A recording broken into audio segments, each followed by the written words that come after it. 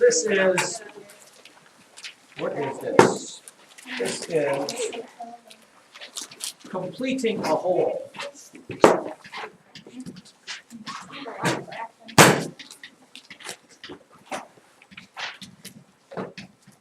Okay, and these for certainly, and I know I've never said this before, you certainly with this, these are more story problems, and you definitely need to do what? Draw pictures, or sketch it out. I will give you an example,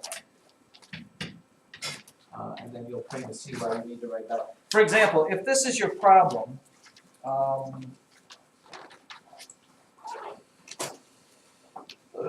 let's see, let me find that here from the book. If this is your problem, Bob found that commercials make up 1/6. Bob found that commercials make up 1/6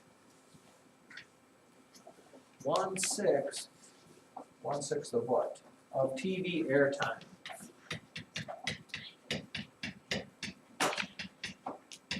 You know, when I was your age, not to digress here, when I was your age was about the time they came up with cable TV. But you'd say, really? There was time before cable TV? And do you know what the selling point for cable TV was?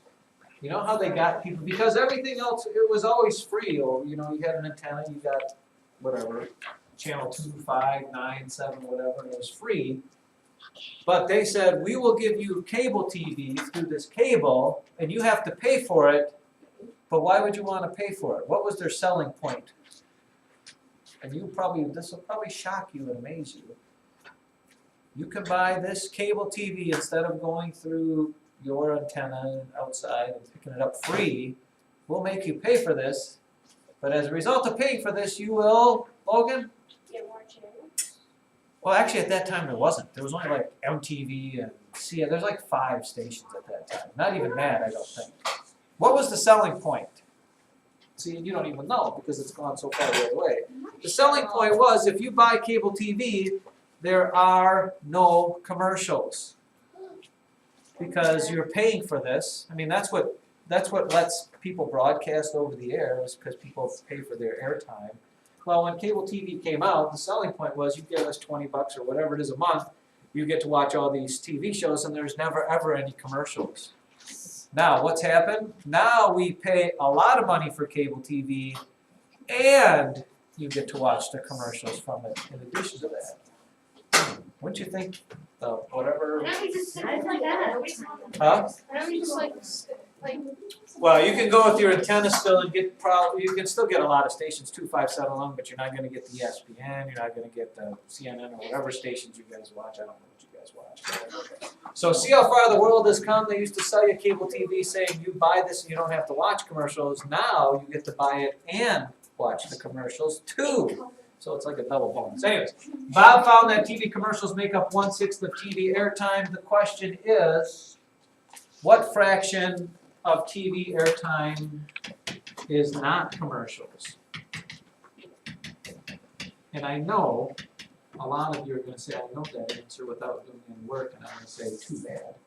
You still need to do just a simple little sketch here. And I would suggest some of you do circles for this. Circles are really hard to cut into anything other than quarters and eighths, okay? So I would suggest always just make it a little rectangle. And what does this rectangle stand for? Airtime, right? Okay, by the way, it doesn't ask us for a number, it just asks us for a fraction, so this is really easy. Okay, I know this fraction right here. What's the important parts of that fraction right there? 1/6, the important part is, what does the bottom number mean in the fraction? It's been a long break, so we'll start easy here. Haley? how many pieces there Right, you want to cut this into as many pieces as that bottom number is, and you try to do it equally. Let's do this halves and then thirds. So I cut my rectangle, my TV time, into sixths, and 1/6 is what? And it doesn't matter which 1/6 you pick, but 1/6 is right here, right? 1/6 stands for commercials. What is the rest of it? What would be the other parts of this? On TV, you're either watching a commercial or you're watching what? What is the rest of this? If 1 out of 6 minutes is commercials, the other part is, Madison? Yeah, the actual show. And the question they asked you is, what fraction is not commercials? Well, that's pretty simple. If 1 out of 6 is commercial, the rest has to be not commercials, and that fraction is, come on, what's that? 5/6. And that would be, I know you're not gonna like it, but you need to show this. Eventually you'll grow to love math for that very reason.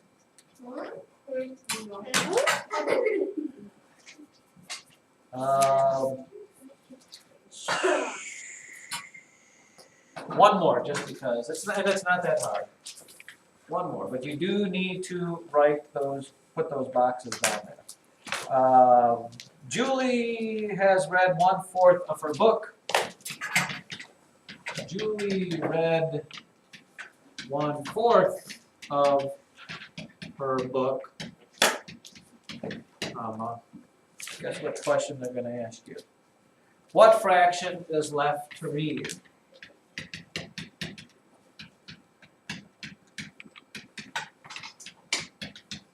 And again, I know that most of you right now already know the answer.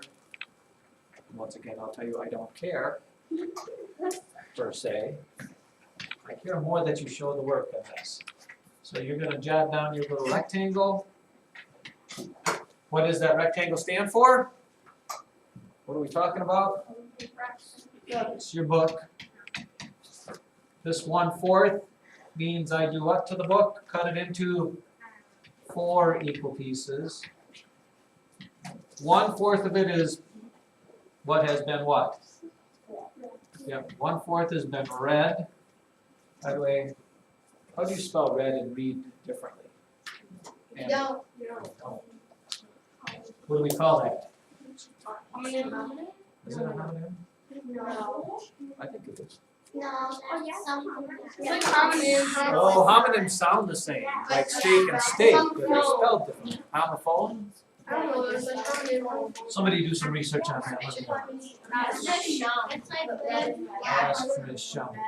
So the question though says, if she's read 1/4 of it, how much is still left to be read? Well, 1, 2, 3/4.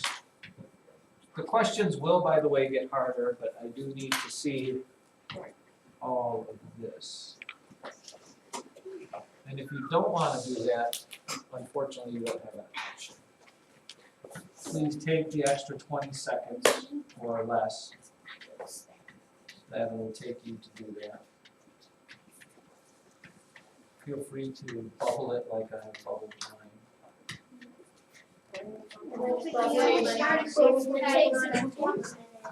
Oh.